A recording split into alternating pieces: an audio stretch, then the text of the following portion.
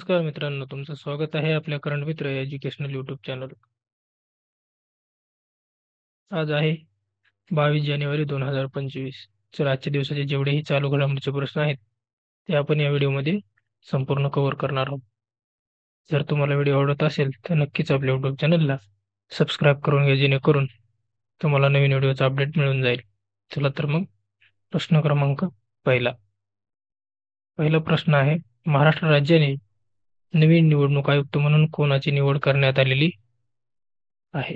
त्याचं उत्तर आहे ऑप्शन क्रमांक बी, दिनेश वाघमारे. दिनेश वाघमारे यांची नवीन निवडणूक आयुक्त म्हणून निवड करण्यात आलेली आहे. त्यांच्याबद्दल पॉईंट आहेत. IAS दिनेश वाघमारे हे 1994च्या बॅचचे IAS अधिकारी आहेत, ज्यांनी Visvesvaraya national institute of technology म्हणजे VNIT नागपूर येथून BE पूर्ण केलेला असून बीटेक इलेक्ट्रॉनिक्समध्ये पदवी प्राप्त केल्यानंतर त्यांनी IIT खरगपूरमधून संगणक विज्ञानात MTech पदवी धारण केलेली होती. त्यांनी इंग्लंडमधील ब्रॅडफोर्ड विद्यापीठातून विकास आणि प्रकल्प योजनेच्या या विषयात MSc पदवी मिळवलेली आहे. समोरचा आहे प्रश्न क्रमांक 2. केंद्र सरकारच्या ग्राहक कल्याण, अन्न आणि नागरी पुरवठा मंत्रालयानुसार कोणत्या राज्यातून सर्वाधिक साखर निर्यात होणार आहे? त्याचं उत्तर आहे ऑप्शन क्रमांक ए, महाराष्ट्रातून. समोरचा आहे प्रश्न क्रमांक 3. खो खो दुसरा विश्वचषक स्पर्धा कोणत्या वर्षी आयोजित केल्या जाणार आहेत? त्याचं उत्तर आहे ऑप्शन क्रमांक बी, 2027 मध्ये. समोरचा आहे प्रश्न क्रमांक 4. दुसरी विश्वचषक स्पर्धा कोणत्या ठिकाणी होणार आहे? त्याचं उत्तर आहे ऑप्शन क्रमांक ए, बर्मिंगहॅम मध्ये. कधी? 2027 मध्ये. समोरचा आहे प्रश्न क्रमांक 5.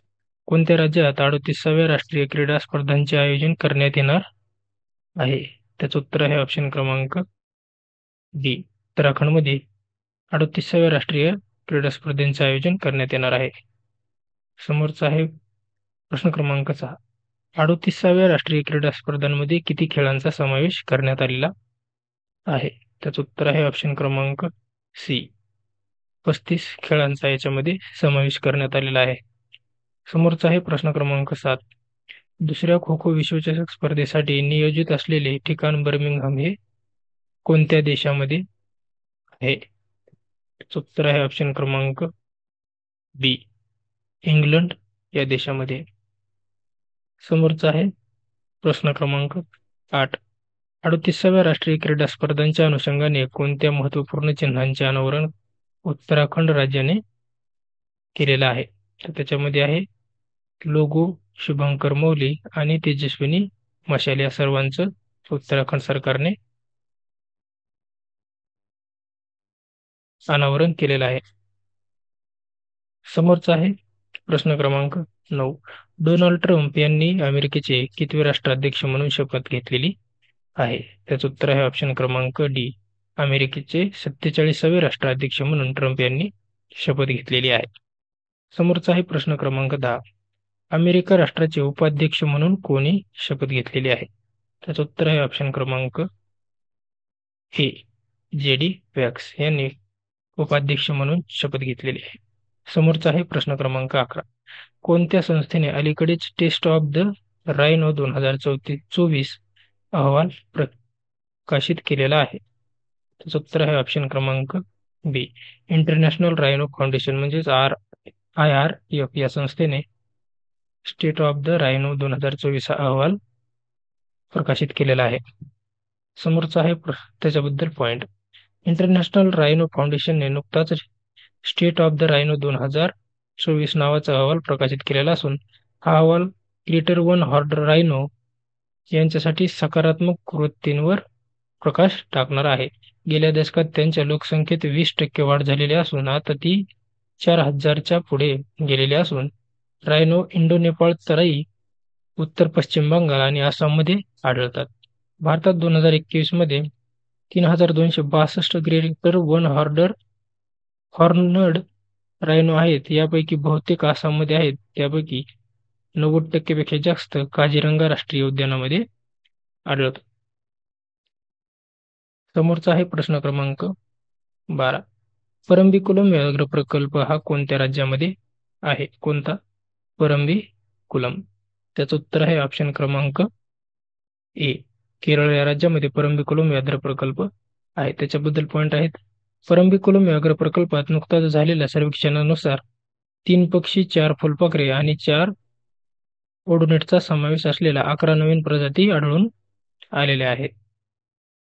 हे केरळमधील पलक्कड आणि त्रिशूल जिल्ह्यामधील पश्चिम घाट तरंगामध्ये हे वसलेलं व्याघ्र प्रकल्प असून हे व्याघ्र प्रकल्प 643.66 चौरस किलोमीटरवर पसरलेलं असून ते सदाहरित आणि पानझडी जंगलासह विविध अधिवासांचा दावा करतं.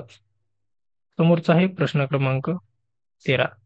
मामानी एथनिक फूड फेस्टिवल कोणत्या राज्य किंवा केंद्रशासित प्रदेशात संबंधित आहे? कोणता? मामानी एथनिक फूड फेस्टिवल. त्याचं उत्तर आहे ऑप्शन क्रमांक ए. लडाख या केंद्रशासित प्रदेशाशी संबंधित आहे. कोणता? मामानी एथनिक फूड फेस्टिवल. त्याच्याबद्दल पॉईंट आहेत. भारतातील लडाखमध्ये मामानी एथनिक फूड फेस्टिवल साजरा केला जात असून हा बहुसंख्य कारगिल जिल्ह्यातील ब्लॉक आणि लेह जिल्ह्यातील स्कुर्बुचन ब्लॉकमध्ये बौद्ध आणि मुस्लिम हे दोन्ही समुदायांद्वारे साजरा केला जाणारा सण आहे. कारगिल आणि लेह शहरातही तो साजरा केला जातो. समोरचा आहे प्रश्न क्रमांक 14. अलीकडेच WTT feature of Corpus Christi 2024 मध्ये कोणत्या खेळाडूने पहिले टेबल टेनिस विजेतेपद पटकावलेलं आहे? कोणते जागतिक पहिले टेबल टेनिस पद? त्याचं उत्तर आहे ऑप्शन क्रमांक ए. श्रीजा अकुला. श्रीजा अकुलाने फिडर कॉपरशीट 2024चे जागतिक टेबल टेनिसमध्ये विजेतेपद पटकावलेलं आहे. त्याच्याबद्दल पॉईंट आहे. भारतीय टेबल टेनिसपटू श्रीजा अकुलाने टेक्सास US येथे WTT फिडर कॉर्पस क्रिप्टी 2024 मध्ये तिचे पहिलं आंतरराष्ट्रीय विजेतेपद पटकावलेलं आहे. वर्चस्वपूर्ण कामगिरी करताना 25 वर्षीय महिला एकेरीच्या अंतिम फेरीत जागतिक क्रमवारीत 46व्या स्थानावर असलेली ती लिली झांगचा तिने पराभव केलेला आहे.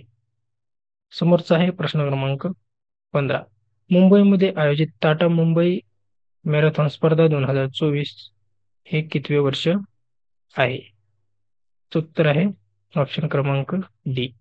19वे वर्ष आहे. त्याच्याबद्दल पॉईंट. आशियातील सर्वात मोठी आणि बहुचर्चित टाटा मुंबई मॅरेथॉनला रविवारी 21 जानेवारीला पार पडलेली असून या मॅरेथॉनसाठी संपूर्ण मुंबई नगरी सज्ज झालेली होती. या मॅरेथॉनमध्ये सहभागी होणारे राष्ट्रीय आंतरराष्ट्रीय धावपटू सुद्धा याच्यामध्ये सामील झालेले असून ऑलिम्पिक पदक विजेती आणि 2 वेळची जगज्जेती पोल वॉल्ट पटू केटी मून ह्या टाटा मुंबई मॅरेथॉन 2024च्या आंतरराष्ट्रीय अँबॅसेडर म्हणून त्यांची नियुक्ती करण्यात आलेली होती. मॅरेथॉनमध्ये एकूण 59,515 स्पर्धकांनी याच्यामध्ये भाग घेतलेला होता. समोरचा आहे प्रश्न क्रमांक 16. MSMEचे सक्षमीकरण करण्यासाठी क्वालिटी काउन्सिल ऑफ इंडिया आणि open network for digital commerce द्वारे कोणता उपक्रम सुरू केलेला आहे? त्याचं उत्तर आहे ऑप्शन क्रमांक बी. DG रेडी प्रमाणपत्र प्रमाणन पोर्टल. DG रेडी प्रमाणन पोर्टल हे MSC मार्फत उपक्रम सुरू केलेला आहे.